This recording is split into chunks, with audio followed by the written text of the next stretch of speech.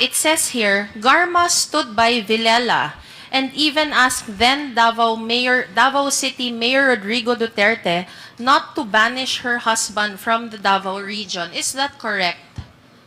No, Your Honor. All right. Kayo ang pinapangalanang trusted ng ating Pangulong Duterte. Davao City, Your Honor. So kailan po kayo nag-settle doon sa Davao City? So anong nangyari? There are many, if not countless articles about your husband stating na tama naman na pinagtanggol mo siya at nanindigan ka. Siyempre bilang asawa, pinaglaban mo yung spouse mo. Anong nangyari nun? Hindi mo ba siya inilapit kahit kanino? No, Mr. Chair. Can I make a statement, Mr. Chair? Can you just answer our question, please? Hindi mo ba siya... It's understandable that we stand by our spouses. Wala pong mali doon na yun po ang... Kung ang sagot niyo po ay oo, wala naman pong mali doon. Naiintindihan ko po yun completely. Asawa niyo po yun. So, nilapit niyo po ba ang problema ng asawa niyo sa kung kanino man, lalo't higit kay former Davao City Mayor Rodrigo Duterte? No, Your Honor. Alright. So, hindi mo siya nilapit kahit kanino? No, Your Honor. Okay. Thank you. Ngayon, it would say here, sa iba namang news article, na the final straw that broke your marriage was another incident, which I will not mention. And sinasabi dito, kaya ka mapupunta din sa Manila. Kasi, kumbaga, naiskandalo na ang pamilya nyo. Tama po ba yon? In 2004, Oo. Mr. Chair, hindi pa po nag-start yung scandal doon. It's more of, what do you call this? I have to have a space, Mr. Chair. Oo, space. Naintindihan natin yan. Okay, go on. And then, nung nasa Manila na po ako na-assign, I have to bring my special child, Oo. my only daughter. And since I am alone, I have to leave my daughter sa Cagayan with my mother who was during that time na-stroke, and my father who is nag-aalaga po ng special child na bunso namin kapatid. So I have to travel from Manila to Cagayan every 2 weeks just to check my daughter. So nakita ko po na mahirap po ang maging single mother. You have to commute every day from Bikutan to, na-hold up pa nga ako eh. Dahil dyan sa pag-commute ko araw-araw, my service firearm was nakuha pa ng hold-upper. And it was really very, very difficult for me. So sabi ko, I've decided na yung anak ko nahihirapan din and my parents, I decided to go back sa Davao and face yung marital problem ko, and that since nandun po yung conjugal house namin, I have to go back. Alright. So that's the very reason na kailangan ko bumalik. If I am alone during that time, I can make it in Manila. But since I have a daughter Because of your daughter. na may special need po, at mas mababa po ang cost of living sa Davao, nandun po yung mga therapies. And I think, sabi ko, it would be best for my daughter if I will go back. Anyway, I can handle pa naman yung situation ng marriage ko. Yun po yung naging reason kung bakit bumalik po ako ng Davao. Wala na pong ibang rason, Mr. Chair. Alright. Patungkol sa, I'm sorry to bring this up, ma'am. There's an article and the title is very noteworthy. The title says, a second chance Villela, overcoming a colorful past, starting out with a clean slate. Napakaraming kinukwento dito sa mga pinagdaanan ng iyong dating asawa, ma'am. Ang tanong ko, sino ang mga tumulong sa asawa mo na kahit sa dinami-dami niyang pinagdaanan, napakaraming kontrobersiya, ay na-appoint pa rin po siya sa Iloilo na maging chief ng Iloilo Police Provincial Office. Mr. Chair, I think he earned that. Mr. Chair, kung makikita niyo yung kanyang service record, matalino po siya, marami pong training, very competent, nagtatrabaho po siya na maayos. So I think he earned that position, Mr. Chair. All right. So, you completely deny? Are you telling me you're completely denying that you went to and you sought the help of former Mayor Rodrigo Duterte to somehow help your husband? Hindi po totoo yan, Your Honor. So, anong totoo? Wala kang ginawa para matulungan yung asawa mo? Wala po, Your Honor. Ah. He earned it, Your Honor. He earned what? Whatever po yung positions na nakuha niya, he earned it. Despite having very scandalous cases? I don't... kaya nga he earned it. He knows his way up, Mr. Chair. He surely would know his way out. So, hindi mo siya, ma'am, talaga tinulungan. Because countless articles, merong Rappler, iba't iba pa, nagsasabi dito na naging hingahan nyo ng sama ng loob nung panahon na yon si Mayor Duterte. And thus earning his trust. No, Your Honor. All right. Ngayon, ma'am, mabalik po tayo. Nung first assignment nyo po, nabanggit nyo po ang first assignment nyo ay bilang, ano nga po ba ang first assignment nyo, ma'am, sa Davao? I was the team leader of the anti-vice unit. No, my first assignment was I was the chief of the HRDD, Alright. Human Resource Doctrine Development under admin branch of Davao City Police Office. That was my first assignment po sa Davao City. So, all your stints in Davao are within the city? The city of Davao. No, Your Honor. Okay. Saan-saan sa Davao ito? When I was with CIDG 11, I was assigned at Davao del Sur as the provincial officer, team leader of CIDG, and then Davao Norte as team leader of the provincial office of CIDG, Your Honor. Alright. Alright. So, nung naging CIDG po kayo, sino po ang naging appointing officer nyo?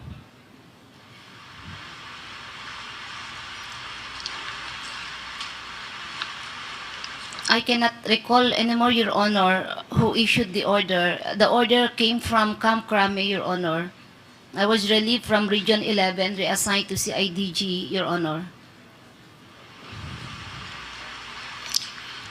Nung iba nyo pa pong appointments, sabi nyo Davao del Norte, ano pa po? Davao del Sur, Your Davao Honor. del Sur. Sino naman ho yung mga appointing officers nyo doon? When I was assigned as team leader of CIDG Davao del Sur, it was signed by Colonel Mungao. And when I was assigned as team leader of CIDG Davao Norte, it was signed by our regional chief during that time was General Corpus, Your Honor. All right. I'd like to move forward a little.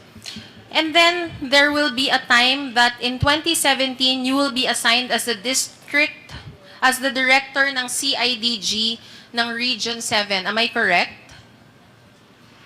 Yes, Your Honor. Alright. And later on, you'd become the director ng Cebu City Police Office. Yes, Your Honor. And kanina nabanggit ni Congresswoman Luistro that somehow hindi naman natutuwa sa inyo si Mayor Tommy Osmeña, and he was very, very vocal with his, how do I say it, dislike sa presensya nyo doon. Tama ba? Yes, Your Honor. So, if you were not Mayor Osmeña's choice, you're even quoted as saying na umabot kayo sa punto na nung unang buwan nyo sa posisyon, gusto nyo na po mag-resign. Ang tanong ko, what made you stay as the Chief of Cebu City Police?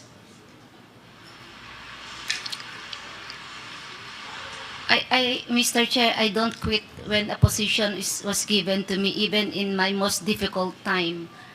I'm So, sorry, ma'am. Sorry, pakiulit.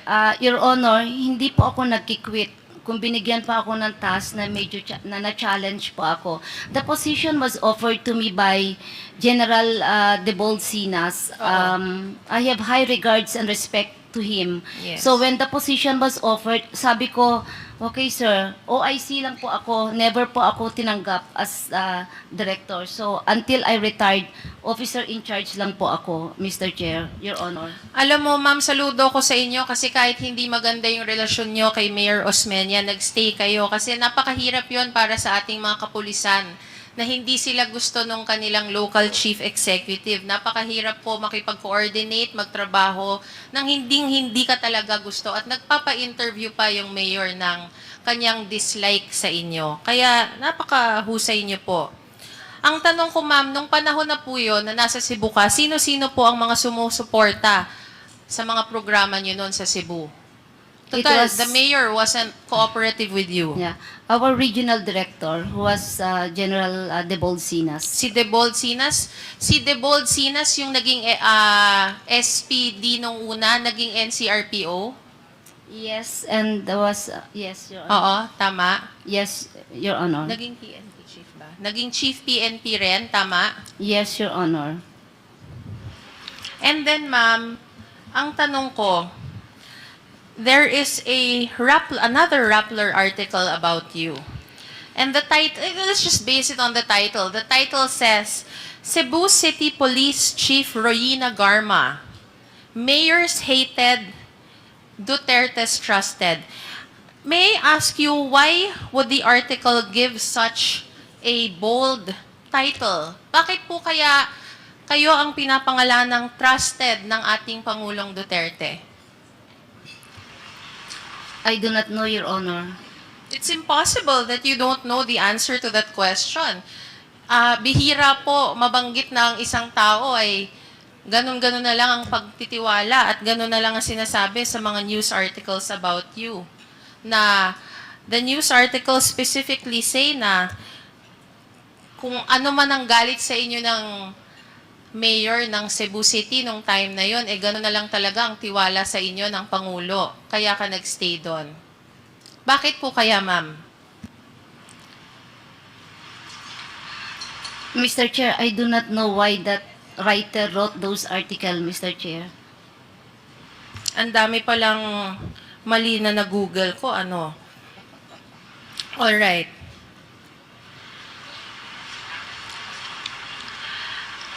But my question would be, Cebu City is a very important place in the country. It's like napakahalagang lugar, napakalaking lugar. Bakit po kaya kayo ang nilagay doon? Sa dinami-dami po ng kakilala ng Pangulo, sa kakilala ng lahat, bakit po kayo ang nilagay doon? Mr. Chair, Hindi nyo pa rin po ba alam, ma'am? Mr. Chair, the position was offered to me by General Sinas, Mr. Chair. Bakit po kaya? That I do not know, Mr. Chair. Malabang ibang choice, ma'am? Di ba usually, ang pagkakaalam ko, binibigyan ng choice ang mayor. Siguro listahan ng 3, listahan ng 5 para nakakapili ang mayor. That I do not know the wisdom of General Sinas during that time, Mr. Chair. Siguro based sa performance nyo, Colonel Goyina, napakagaling nyo para kayo ang ilagay na director ng Cebu City. Oo, kahit na ayaw sa inyo ng mayor, kayo pa rin at nagstay po kayo. Ngayon mag-fast forward po tayo nung napunta po kayo sa PCSO. Sinasabi niyo po na nag-apply po kayo sa PCSO. Tama po ba? Yes, Your Honor. Bakit po kayo nag-apply sa PCSO? Mr. Chair, During that time, way back 2017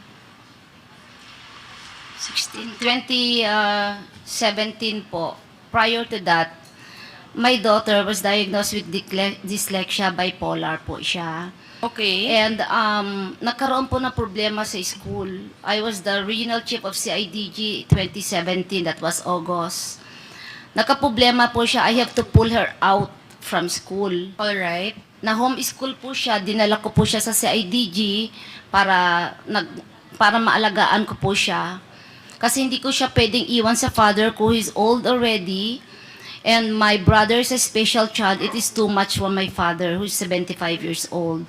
So I have to bring my daughter with me sa CIDG. And dun po kami natutulog and everything na po sa dilapidated building po ng CIDG. Yes, oo.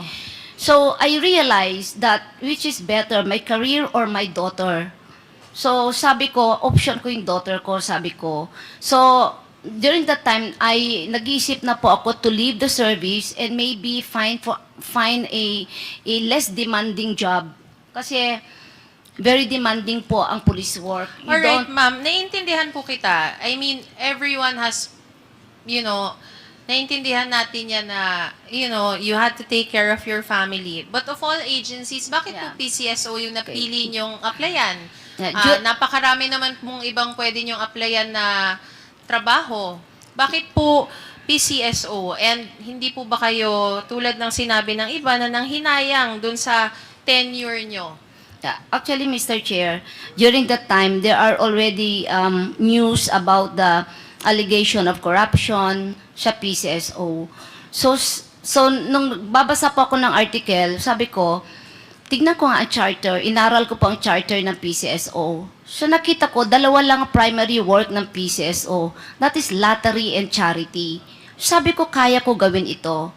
Second, the only law that I should master is anti-illegal gambling law. So sabi ko, kaya ko gawin ito. So naisip ko, kaysa papasok po ako sa ibang work that is law enforcement related, hindi ko naman maalagaan ang anak ko. Kailangan na naman po niya ng aking panahon. Wala po kaming Pasko, wala kaming New Year and everything. So sabi Alright. ko, I think I can do this.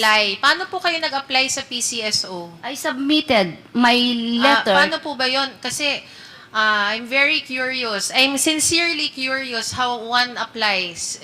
Do you give a letter? Do you give your, ano bang tawag doon? Personal data sheet? And where do you go? I submitted my application. Where? To whom? To now Senator Bongo. To Senator Bongo. Yes, Mr. Chair, Your Honor. I wrote a letter addressed to the President applying for the position. So personal niyo pong kakilala si Senator Bongo or lumapit lang po ba kayo? Lahat po ng pulis sa Davao kilala po si Senator So Bongo. kilala niyo po si Ako din naman po, kakilala Yes. ko si Senator Bongo. Yes, Mr. Chair. Wala pong pulis hindi nakakakilala sa kanya, lalo na po officers, Mr. Chair. Alright, so lumapit po kayo kay Senator Bongo at sinabi niyo, was he senator this time or he was still SAP? I think is still the staff of Oo, the President. Nung special assistant pa siya. Alright, so anong sabi sa iyo ni Senator Bongo? Babasahin daw ni President. Babasahin ni President and obviously nabasa niya kasi ikaw ang napiling general manager. Tama po ba? Yes, Mr. Chair. Yes, Your Honor. And were there any specific orders nung naging general manager na po kayo ng PCSO? Yes. Were you on your own? How did that go? The instruction is tulungan ko lahat ng mahihirap despite ko anong political color, kailangan pantay ang trato. And those instructions came from who? The President, Mr. Chair. So, did you have a meeting with the President? Yes, Mr. Chair. Kami sa PCSO with the board, we have a meeting. You have a Mr. meeting Chair. with the President because the PCSO is under direct supervision ba ng anong ahensya? We are under the office of the President. You are under the office of the President. All right, Mr. Chair.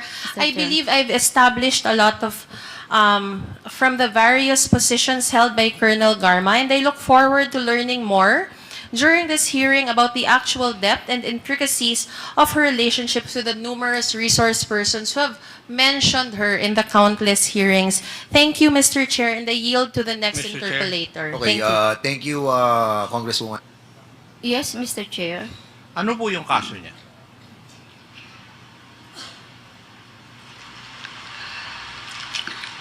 Mr. Chair, Please reply. it's not my case, Mr. Chair. It's his case. Asawa mo siya eh. Di alam mo dapat. Ano yung naging kaso niya? Rape, Mr. Chair. Ano po? I think it's rape, Rape. Mr. Chair. And because of that, dapat ma-dismiss siya sa serbisyo?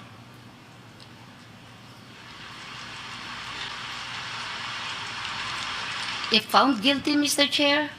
Was he dismissed from the service because of that case? Yes, Mr. Chair. Yes.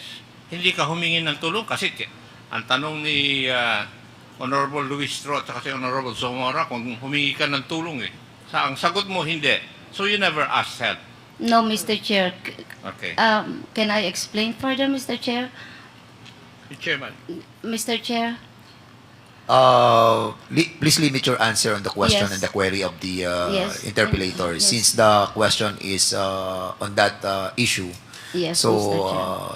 you are Yeah. not allowed to explore it anymore because that was already satisfied. Okay, Your Mr. answer Chair. already satisfied the Yes, question Mr. of Chair. Congressman Akop. Please proceed. Thank you, Mr. Chair. So you never asked help from anybody No, Mr. regarding Chair. the case of your husband. No, Mr. Chair. And that was the reason why your marriage was annulled. According to reports na annulled No. yung marriage niyo. That's